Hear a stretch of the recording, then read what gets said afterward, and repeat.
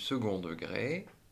Pour aborder cela, on va vous rappeler certaines choses, dont la fonction carré. Qu'est-ce que c'est que la fonction carré? La fonction carré, elle est définie sur l'ensemble des réels qu'on note R et qui, à tout nombre réel, associe son carré. C'est-à-dire, si je prends x un réel, on va lui associer son carré qui est noté x au carré.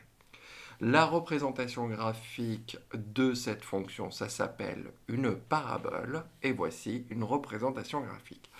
Donc là, ce que l'on va faire, on va dresser le tableau de variation et dresser le tableau de signe de la fonction carré. Donc, on rappelle que la fonction carré est une fonction définie sur R tout entier, donc c'est de moins l'infini à plus l'infini. Je sais qu'elle est décroissante sur l'intervalle moins l'infini 0, elle va être décroissante, puis va être croissante sur l'intervalle 0 plus l'infini, et je sais qu'en 0, elle vaut 0. Maintenant pour le signe, moins l'infini plus l'infini, elle s'annule en 0. Donc ici, on met 0. Je sais qu'elle est positive à gauche et positive à droite aussi. Et voilà, nous avons dressé son tableau de signes et son tableau de variation.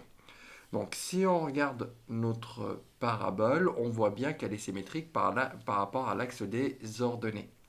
Normalement, ça vous rappelle quelque chose. Ça parle de la parité. On dit qu'elle est paire. Qu'est-ce que c'est qu'une fonction paire? Une fonction est paire si l'image d'un nombre est égale à l'image de son opposé. Donc, c'est-à-dire que pour tout réel x qui appartient, bien entendu, au domaine de définition, donc là, la définition R, donc, on voit bien que R est centré en 0. Ça veut dire que si x appartient au domaine de définition, son opposé aussi appartient au domaine de définition. Et dans ce cas-là, on voit bien que f de moins x va être défini. Donc f de moins x, ça doit être égal à f de x pour tout réel. Donc là, on a f de moins x qui est égal à quoi? Moins x le taux carré. On n'oublie pas de mettre des parenthèses, c'est quelque chose qui peut vous arriver. Moins par moins, ça fait plus. X fois x, ça fait x au carré. F de x, c'est quoi? C'est x au carré. Et on voit bien qu'il y a égalité entre les deux.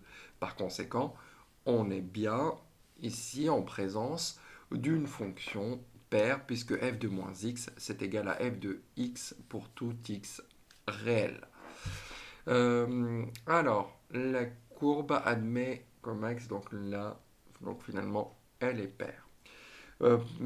Pour la deuxième partie que l'on va rappeler, c'est les identités remarquables. Il faut savoir développer grâce aux identités remarquables, il faut savoir factoriser aussi.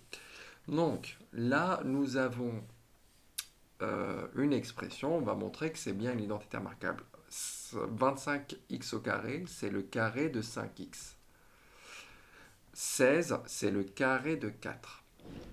Et je dois voir au milieu, est-ce que j'ai bien 2 fois 5x fois 4, 2 fois 5, 10 fois 4, ça fait bien 40, et c'est bien ça. Donc, on voit bien qu'ici, on a une identité remarquable, et je peux factoriser, c'est 5x plus 4, le tout au carré. Ici, on a 3x, le tout au carré. Là, c'est le carré de 2. Et au milieu, on doit vérifier que 2 fois 3x, ça fait 6x fois 2, ça nous fait 12x. C'est bon, oui. Il va falloir que je mette bien en évidence que c'est 2 fois a fois b. Donc 3x fois 2.